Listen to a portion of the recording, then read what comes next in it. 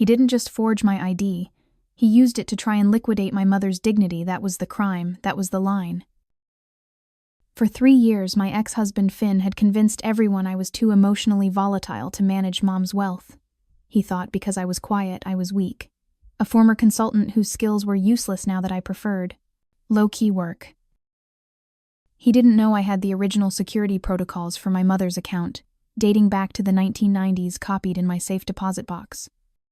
The text arrived at 8:27 a.m. An hour and 3 minutes before the bank appointment. It was a picture of the forged driver's license, my face, my mother's name. The next message was from Finn. Looks like $300,000 is about to change hands. Too bad you weren't smart enough to stop me, Amelia. My hand didn't shake. I checked it. I will not give him the satisfaction.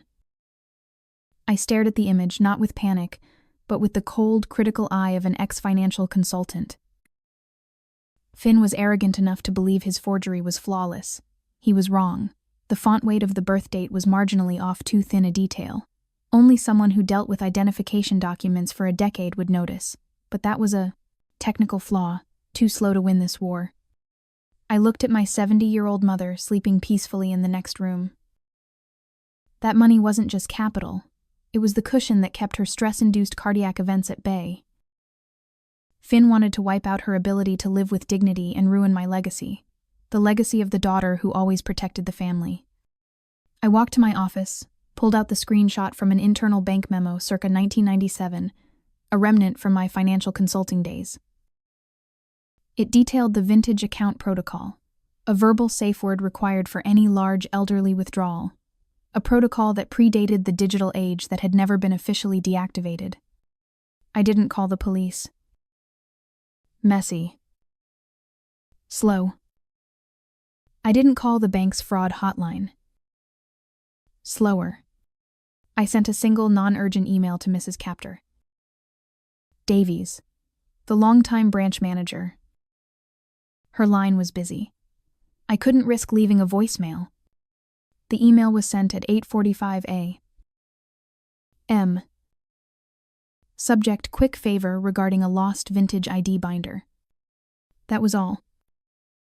The code phrase for the old protocol, the phrase only a 30-year veteran of the bank would understand. Then I texted Finn back one last time. He was expecting panic rage, a plea. I gave him calm. Good luck today, Finn. I hope you remember what Mom always said about integrity. The word integrity was the safe word my mother and father had chosen 25 years ago, a word Finn had never known nor cared to learn. He would see it as a desperate philosophical jab, but for the bank manager, if my email worked, the word was the confirmation code for the $300,000 transaction. My mind drifted back to the last time he tried to use my mother as a pawn. It was just after my divorce 3 years ago. He saw weakness. He convinced our mutual friends I was too financially unstable and too emotionally erratic to manage Mom's money.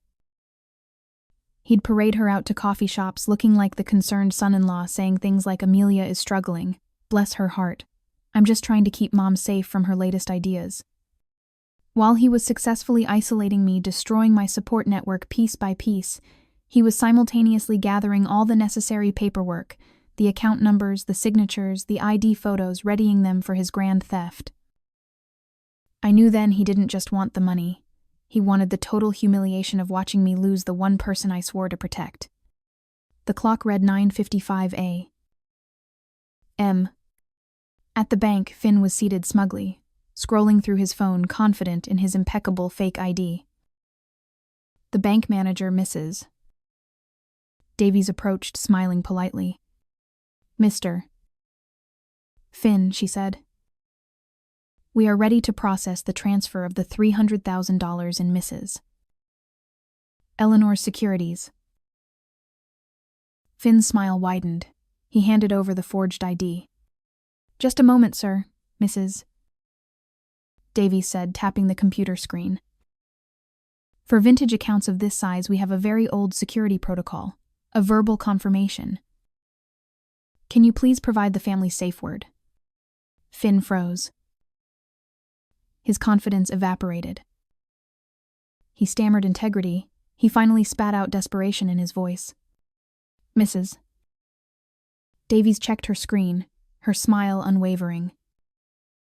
"I'm sorry, sir. That is not the correct word. The word on file is gladiolus." She quietly motioned to the uniformed security guard who moved to stand right behind Finn's chair. "We're going to have to void this transfer and call Mrs. Eleanor to confirm your identity. It appears the ID you presented has been flagged as suspicious." The color drained from Finn's face. He was caught attempting a felony. He grabbed the voided papers and bolted from the chair, nearly tripping over the security guard. He ran out of the bank without a word, his expensive suit now drenched in the sweat of raw, terrified humiliation. I received Mrs. Davies's text at 10:02 a.m. Transaction voided. I knew you always had your father's integrity. Finn, enraged at his public failure, would not stop there. He would not just walk away. His humiliation would be aimed directly back at me, ensuring his next move was louder, more public, and entirely reckless. He thinks he knows the truth about my father's records. But he's about to learn that some things are only clear to the person who spent the past decade quietly auditing them. My victory at the bank, the sheer public panic on Finn's face, merely confirmed the depth of his sickness. He retreated only to prepare a more calculated attack, aimed not at the money he failed to steal, but at my reputation. The defamation lawsuit was served to my mother's house at 3:15 p.m. The following day, a courier in a cheap suit handed the papers to my mother's nurse, ensuring the $100,000 demand for emotional distress and lost opportunity would be discussed where my 70-year-old mother could overhear. Finn had followed through on his threat of reckless escalation. The suit was a perfectly crafted lie. It alleged I was the unstable one who fabricated the safe word story, and that my warning to Mrs. Pullman's Davies was a desperate attempt to cover my own embezzlement. I picked up the manila envelope and felt the isolation deepen. This was the moment Finn had successfully corrupted the narrative. The friends and family who had seen him run from the bank were now confused, swayed by the authority of the lawsuit, and Finn's immediate aggressive spin. They called Finn to offer sympathy for the crazy ex-wife they didn't call to check on me. I sat at my kitchen table, not reading the claim for the third time, but studying the opposing lawyer's signature, noting the slight tremor in the hand. My breathing was even. He thinks this is a distraction. He thinks the sheer financial pressure will break me. He was already calculating how long it would take me to drain my savings on legal fees. I remembered the promise I made to my father 15 years ago, right before he died. Protect your mother, Amelia. Don't fight fire with fire. Use the cool logic I taught you. The calm always wins. That logic demanded I see the true cost of Finn's attack. It wasn't the $100,000 he demanded. It was the stress it was inflicting on my mother. Her nurse had already reported a spike in her blood pressure. Finn used the law as a weapon to cause a physical crisis, all while maintaining the veneer of an injured party. I decided not to hire a high-priced lawyer that would be playing Finn's game. Instead, I spent the afternoon preparing a single, precisely worded legal document of my own, a request for production of documents. My phone rang constantly with family members demanding to know why I would put Mom through this. My cousin Sarah said, "Finn says you're just jealous you couldn't hold on to your banking career. Why are you fighting him? Just give him the money he deserves." I put the phone down gently. They saw a woman losing control. They didn't see a woman who had spent years as an archivist of her family's obscure bureaucratic history. My request for production was filed with the court the next morning. It was a direct counterattack that didn't defend my honor, but instead demanded Finn produce one thing: the original 1990s account agreement for my mother's securities portfolio. Finn and his lawyer had fallen directly into my trap. They couldn't produce the agreement because it contained the boilerplate clause referencing the safe word security measure that proved Finn was committing fraud in Part 1. If they didn't produce the document, they would be in contempt of the court's discovery process. If they did produce it, it would subpoena the bank Mrs. Kruston and D. Davies and publicly expose Finn's ID forgery. The next day, Finn's attorney, a nervous woman whom Finn treated like a receptionist, called me directly. She was terrified of the discovery phase. "Ms.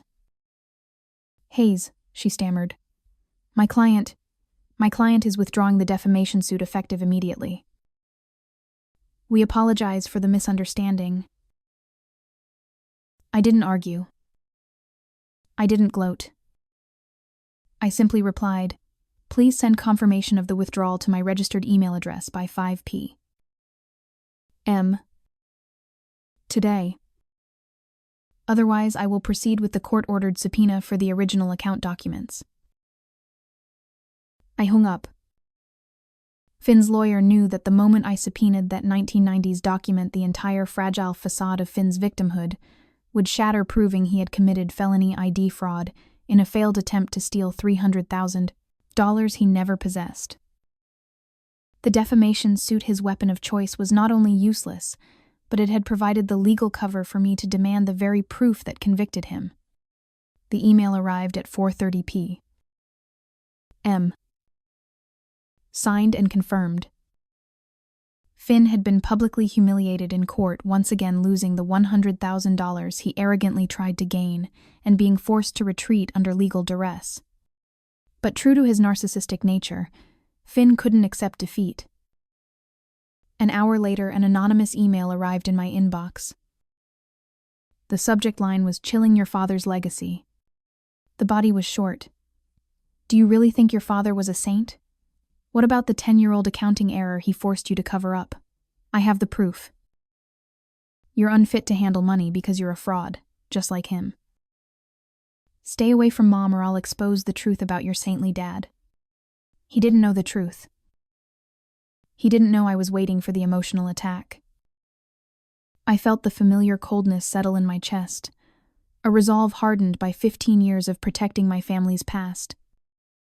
He had retreated from the legal field, and now was resorting to scorched earth character assassination. He was going after the only promise I had left. Finn's attack on my father's legacy was the one he thought would break me. He thought that by threatening to expose a 10-year-old accounting error, he would force me to choose between protecting my mother from stress and protecting the memory of the man I loved. He was wrong. I was ready for this very moment 3 years ago.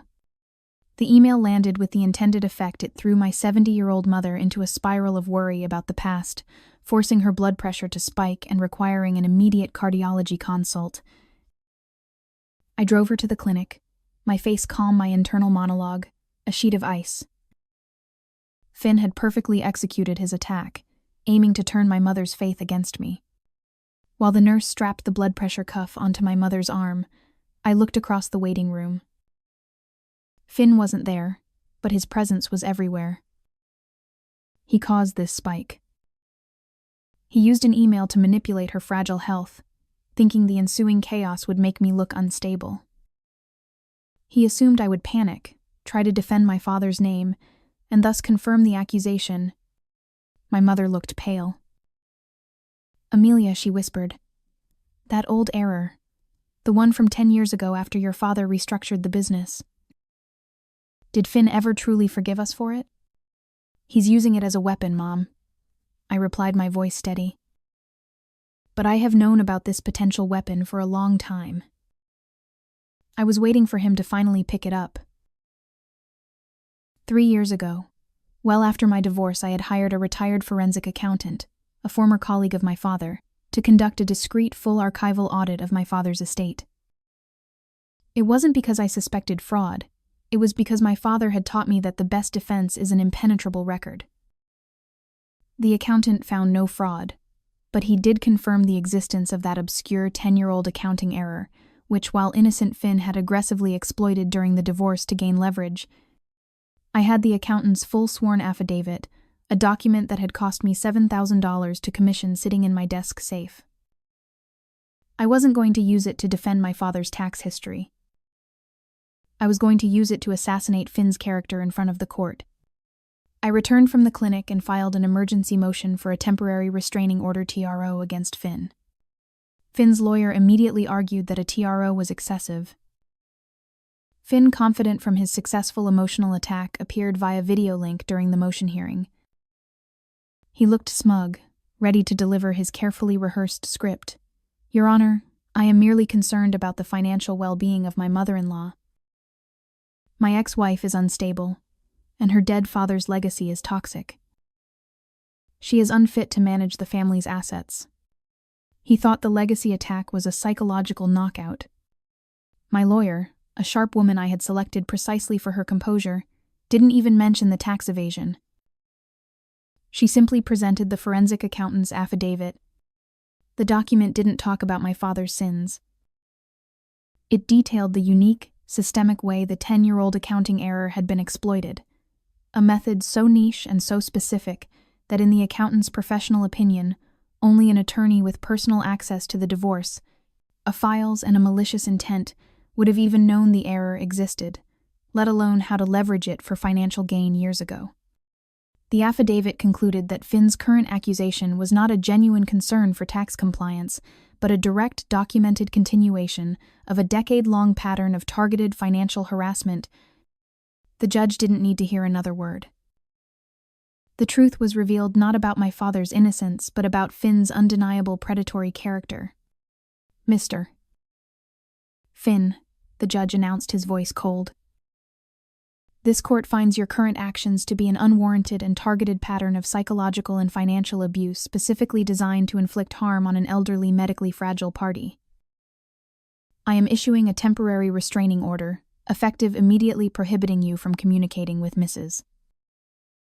Eleanor Hayes in any capacity whatsoever." Finn's smug expression dissolved instantly. He tried to speak, but his lawyer quickly muted his mic. The payoff was absolute. Finn was not only silenced and legally labeled as a predator, but the affidavit, a direct consequence of my father's teaching, turned his legacy attack into the proof of his own vile intent. Finn was cut off, legally gagged, morally ruined in the eyes of the court. But a narcissistic tumor doesn't stop growing just because it's been sliced. An hour after the TRO was issued, he was on the phone to his most compliant friend, a small-time locksmith. He couldn't harass my mother anymore, but he could target me, turning to physical, illegal sabotage. He thinks he has broken my spirit by forcing me to spend money protecting my father's name. But I didn't defend my father's name. I used the defense of his legacy to prove Finn's psychological violence. His next move will be a physical one, and I will be waiting for him just as my father taught me, with an impenetrable defense. Finn was a predator accustomed to hunting in the psychological tall grass. The temporary restraining order was like a cage dropped over him. It severed his access to my mother and publicly labeled him what he was, an abuser. That legal humiliation sent him spiraling into the irrational, illegal zone. He needed to destroy my reputation now, and he had to do it by planting evidence. But I was ready. I had anticipated the physical retaliation from the moment the judge issued the TRO. Finn, an expert in covert sabotage, would surely try to frame me. 2 years ago, a retired locksmith friend had installed a special ghost deadbolt on my home, a lock that appeared completely normal, but housed an internal silent logging mechanism. This device would record every key turn, genuine or copied, and log the exact time. I had even placed a small motion-activated camera disguised under a thick-leafed houseplant pointing right at the lock, just in case. It had cost me $900 in total, an expense Finn had mocked me for as obsessive paranoia. The break-in happened at 1:47 a.m. while I was reading in bed. The motion alert flashed silently on my phone. I watched the live feed, a shadowed figure, it was Finn, using a copied key from his locksmith friend, silently entering my kitchen. My breathing remained steady. He walked directly to the granite countertop, planted a small coded ledger, and then with theatrical precision placed a half-used bottle of prescription sleeping pills next to it. He's trying to frame me for elder financial abuse and emotional instability. He was setting the perfect trap. The ledger was meant to imply fraudulent transactions between my mother's account and mine, while the pills were for the police to find, making me look like a dangerous manipulator, a perfect inversion of the truth. At 8:15 a.m., the police arrived at my door responding to an anonymous tip. I invited them in immediately, offering my full cooperation. "I believe someone has broken in and attempted to tamper with my home this morning," I stated calmly.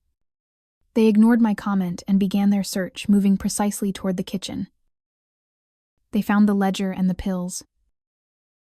The lead detective looked up at me, his face grim.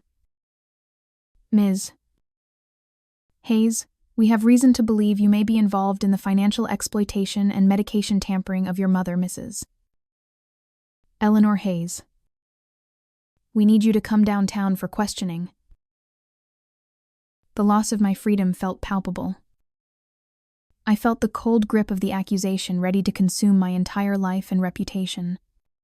I watched the detective carefully collect the evidence, silently counting the 12 minutes he spent logging the ledger's details. He thought I was beaten, a woman caught with incriminating evidence. He was wrong. I was enduring the accusation to secure the kill shot. "Detective," I said, my voice cutting through the silence of the room. "I understand you need to follow procedure, but before we leave, I would like to present a piece of evidence myself." I handed him a USB drive and pointed to the hidden lock. "The device inside this door is a ghost deadbolt. It's designed to log every key turn into my home. The USB drive contains a full log of every entry for the last 24 hours, along with a video recording of the entry at 1:47 a.m. The detective looked skeptical. I didn't wait for him to respond. "The log will show my key was used at 7:20 a.m. this morning. But it will also show that a non-registered copied key, a key that should not exist, was used at 1:47 a.m. The video will confirm who used that key and what he planted." The detective immediately put the ledger and pills back down. His demeanor shifted from accuser to investigator. He took the USB drive, his skepticism replaced by professional obligation. The ghost deadbolt silent log had flipped the narrative instantly. Finn's planting of evidence, his last desperate physical attack, became a felony warrant for breaking and entering and tampering with evidence against him. I stayed home. The police left immediately to find Finn. Finn, sensing the trap closing, resorted to his final, most public act of rage. He called the local news. He thinks the court of public opinion is his last sanctuary. He's about to discover that when you violate a temporary restraining order and lie to the media, the news is a very dangerous place to hide. Finn's final desperate attempt to weaponize the media was the ultimate act of self-destruction. He believed the court of public opinion would save him from the police. But the truth I had quietly collected, piece by logical piece, was too heavy to ignore. The truth would air, and it would air with a warrant. The local news segment aired that evening at 6 p.m. Finn, looking manic and overly dramatic, claimed I was framing him. He spoke of my psychological instability and the witch hunt being conducted by the police, all while carefully avoiding any mention of the temporary restraining order he was currently violating. He thought he was saving his reputation, but he was committing contempt of court on live television. The phone calls came immediately, my confused cousins, my bewildered former colleagues, all urging me to stop fighting. "Amelia, you saw the interview. He looks so genuine. Just let it go before this ruins you both." I watched the segment again, focusing on Finn's eyes. They weren't the eyes of a genuine victim. They were the eyes of a desperate man whose entire life of superficial charm was collapsing. I felt no rage, only a cold, clinical sense of finality. He had given me the perfect opening for the checkmate. I went straight to the law. The next morning, my lawyer filed a blistering motion for sanctions against Finn. This motion was the kill shot. It wasn't about the money or the defamation. It was about the systematic destruction of Finn's credibility and the violation of the court's authority. The judge reviewed the motion that afternoon. His Honor was enraged, not just by the fraud, but by Finn's brazen use of the media to defy the court. The ruling was swift and absolute. The judge issued a warrant for arrest for Finn on multiple felony counts, including fraud breaking and entering an obstruction, and set bail at a punitive $200,000. The final payoff was delivered where Finn thought he was safest the airwaves. The local news station ran an immediate retraction and apology segment at the start of their evening broadcast. The anchor, looking deeply embarrassed, apologized for being misled by Finn. The segment ended with the police spokesman confirming the active warrant and the charges. Finn, who had tried to manipulate the public into believing he was a victim, was publicly exposed as a desperate criminal. The final destruction was total. Finn was arrested that night. He lost his reputation. He lost all his assets, paying the massive $200,000 bail and legal fees. He was shunned by the very people he had tried to impress and manipulate. I sat in my quiet kitchen sipping tea. My mother's account with the $300,000 of stock was secure. My father's legacy was intact. The cycle of abuse of being the quiet one, the disposable one, is broken. I didn't just win a lawsuit. I ended a decades-long war. He thought he knew all the rules of the game, but he never realized that I was the one who designed the entire board. If this story of quiet intelligence against arrogant cruelty resonated with you, hit that like button. Let me know in the comments, what was the most satisfying moment of Finn's downfall? And if you want to hear more stories of underdogs who outsmarted the sociopaths in their lives, don't forget to subscribe and turn on notifications. You won't want to miss what happens next. Until then, remember, the best revenge is living a life where you never have to apologize for protecting your peace.